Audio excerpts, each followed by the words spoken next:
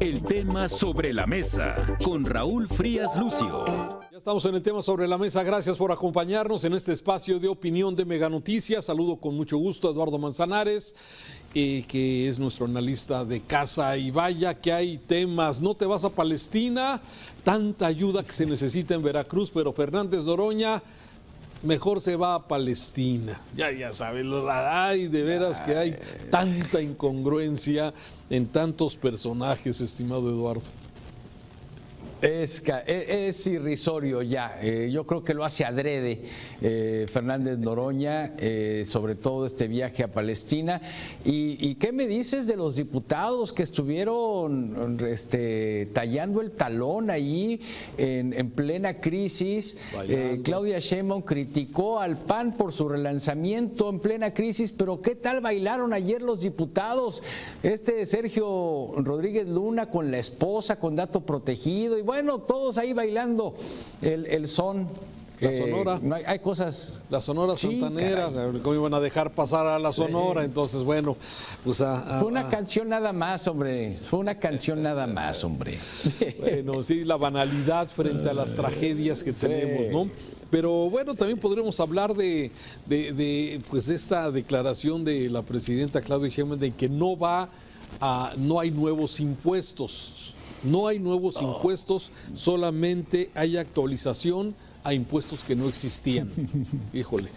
Exacto. Es lo malo de hablar tanto a veces en las mañaneras, ¿no? O sea, se dicen tantas cosas en este asunto. Pero bueno, me parece que hoy vale la pena, Eduardo, si me dejas poner sobre la mesa el tema que Mega Noticias ha venido abordando, que me parece que es uno de los delitos que está creciendo lamentablemente y que las víctimas son especialmente productores, comerciantes, industriales, empresarios o ciudadanos comunes y corrientes como tú y yo, sí, que recibimos llamadas de extorsión desde cárceles, desde este país. Y el tema de la extorsión me parece que es uno de los delitos, lo reconoce la misma autoridad, que ha venido creciendo. Si bien el Batman de esta administración, Omar García Harfuch, como le dicen, el Batman, sí, presume cada martes de seguridad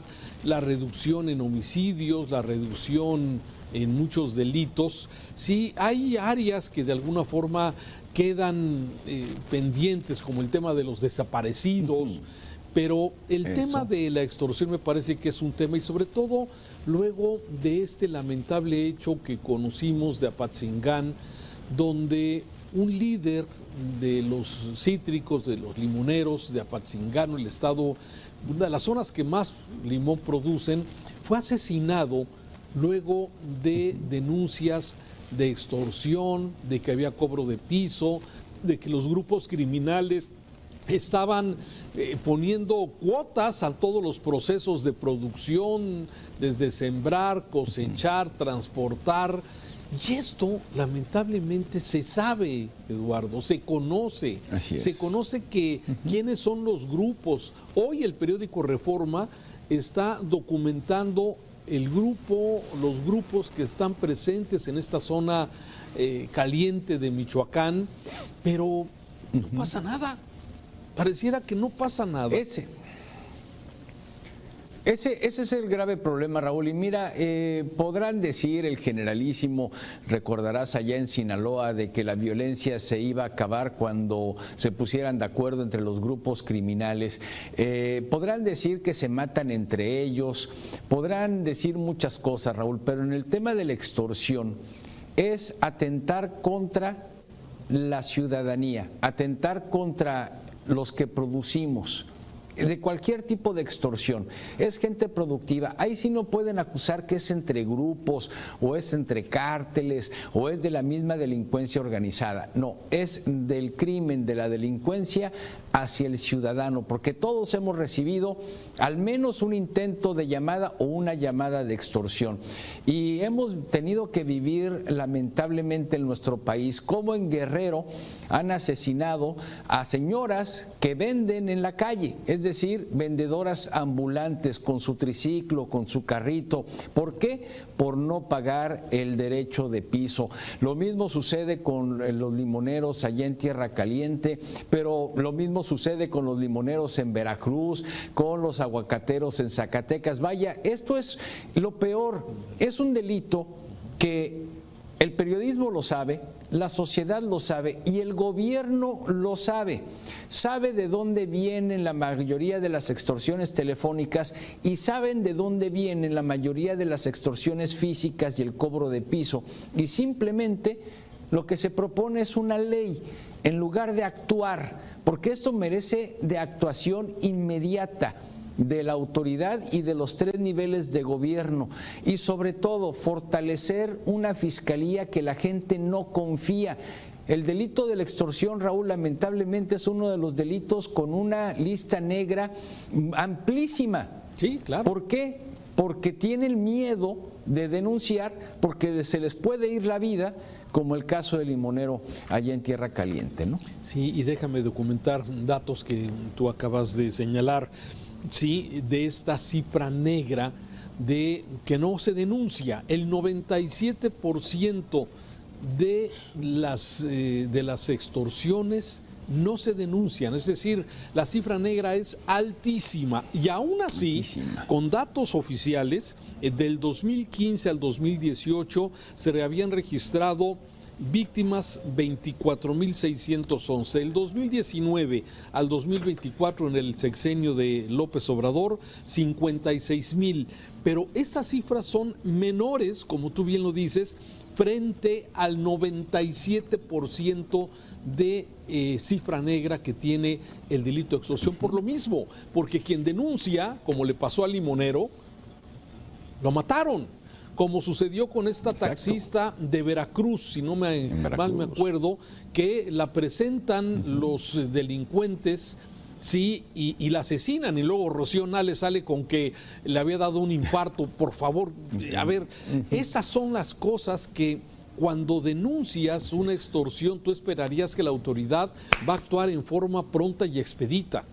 Lamentablemente lo que vemos que quien denuncia la extorsión paga con su vida, como el caso de esta mujer taxista de Veracruz o como el caso del líder de los cítricos en Michoacán. Así es que la cifra negra es altísima y desde luego, pero déjame hacer, y ya lo mencionabas tú, en julio pasado, ante la dimensión de este crimen, el gobierno anuncia esta Estrategia Nacional contra la Extorsión. Estrategia Nacional contra la Extorsión. ¿De qué se trata? Bueno, creo que algunas cosas que se mencionaron en esta estrategia, por ejemplo, crear unidades antiextorsión, que me parece que ahí la policía cibernética podría identificar de dónde salen las extorsiones, dónde están ubicados estos delincuentes, para poder actuar. Me parece que lo tendría que haber hecho la Fiscalía y las policías en su momento, pero bueno, se crea la estrategia como para decir, sí nos damos cuenta de que es un gran problema y vamos a actuar. Segundo, se van a crear estas 63 células operativas. No sé cómo funcionen, eso seguramente ya será cuestión muy operativa, con 2.866 elementos. A ver, es un mundo de gente. Ahora, el problema es tan grande y se ha extendido especialmente a estados como el Estado de México, que es el que tiene la mayor cantidad de extorsiones registradas hasta el momento, Veracruz, Jalisco, Nuevo León, la Ciudad de México, Guanajuato, Guerrero y Michoacán son las entidades que tienen el mayor problema de acuerdo con este diagnóstico que presenta el gobierno en esta estrategia nacional. Y yo agregaría este tema que es los protocolos, sobre todo para poder identificar desde las cárceles. Qué irónico, ¿no? Desde las cárceles, sí, desde las cárceles hay centros, hay call centers para estar extorsionando a la gente.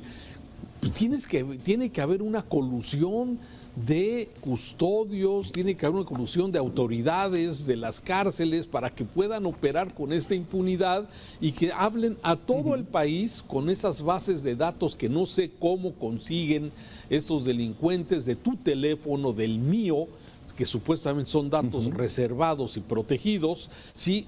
Y a partir de eso, pues vienen las extorsiones, las comunes, las que tú decías. Yo ayer recibí una, fíjate, ayer recibía una llamada. Ya cuando ves el número que no es de alguien conocido tuyo, pues ya sabes, yo dije, es de un banco, es una extorsión, y efectivamente era una extorsión, le cuelgas inmediatamente. Pero así de grave es este asunto. Tú porque a lo mejor estás más o menos pendiente, pero si agarra una persona descuidada y te hablan para pedirte tu número o tu clave de tu número bancario, pues te agarran descuidado y no, es una cosa tremenda esto. Exacto, sí, porque ya vamos más allá del, oye, habla tu primo, el de Estados Unidos, y ya iba para allá, y fíjate que se me descompuso el carro. Ya sabemos que eso es muy esas. Fácil, exacto, ¿no? Y era muy fácil caer, porque pues obviamente pues, todos tenemos un familiar en Estados Unidos que probablemente esté de visita en México, ¿no? Pero va el secuestro virtual, va el que sabemos dónde vives, dónde están tus hijos, en qué escuela van, etcétera. Y ese es el tipo de llamadas que vienen desde las cárceles. Pero ¿desde cuándo estamos discutiendo, Raúl, que debería haber, bloqueadores de señales en las cárceles? Pero de entrada, los teléfonos celulares están prohibidos.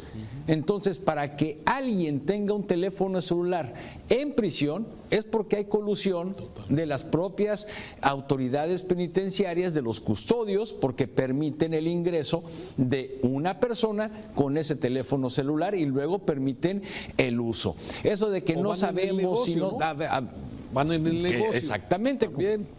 Sí, porque si dicen que no saben que existe eso adentro de la cárcel, pues está peor.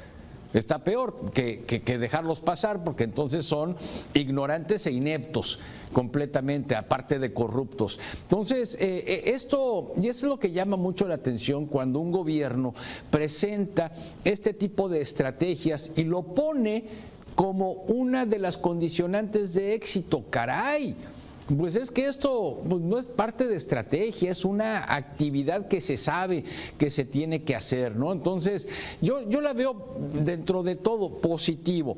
De la tipificación y homologación de delitos de estrategia a nivel federal, eso, y ojalá vaya de la mano de tener un solo Código Nacional de Procedimientos Penales para todos, a nivel federal, y que para todos los estados aplique igual, ojalá y se pueda. El elevar las penas, caray, yo todavía tengo mis dudas, y déjame compararlo con Estados Unidos. La pena de muerte en Estados Unidos no ha evitado realmente que dejen de cometerse asesinatos en primer grado. Entonces, la pena de muerte como tal no inhibe el delito. Entonces, lo que se debe hacer pues, es perseguirlos y agarrarlos. Porque si no se persigue, si no se agarra y si no se genera la fortaleza de la Fiscalía, el trabajo coordinado con la Unidad de Inteligencia Financiera, el trabajo coordinado con estados y municipios, y que la Fiscalía haga bien su chamba y no se dedique única y exclusivamente a decir, ya abrimos la carpeta de investigación correspondiente y a ver cuándo le llega al juez, y el juez a ver cuándo emite una orden de aprehensión. Pero la pregunta, Raúl, ¿orden de aprehensión contra quién?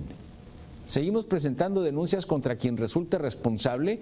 Pues por eso el 97% de lista negra en el delito de extorsión, y en muchos otros delitos nos vamos más arriba, ¿no? Claro, porque es la impunidad, Eduardo, lo que hemos hablado tantas veces. Sí, en un estado, en un país donde no hay Estado de Derecho, donde el que está extorsionando desde una cárcel, que ya está en la cárcel, imagínate, ya está adentro, ¿sí? O el que está extorsionando físicamente, o el caso, por ejemplo, de Sinaloa, que los distritos de riego, es decir, las válvulas, las bombas que están para los sistemas de riego, están en manos del crimen organizado y tienen que pagar los agricultores para que les abran la llave para tener agua. O sea, todo este tipo de extorsión que merma la economía, merma la calidad de vida de las personas y que además la impunidad que hay, la falta de Estado de Derecho, ¿sí? El delincuente tiene la certeza de que no van a detenerte, que nadie va a investigar, que nadie va a perseguirte, y entonces eso genera este círculo que de alguna forma genera esta gran impunidad donde pues el delincuente, el que la hace, el que delinque, pues sabe que no va a pasar nada, que no te van a detener, la posibilidad de que te procesen es baja, nula, y la posibilidad de que sea sentenciado por un delito de esto es remota. Ahí están los datos que se han confirmado, 98% de impunidad en los delitos.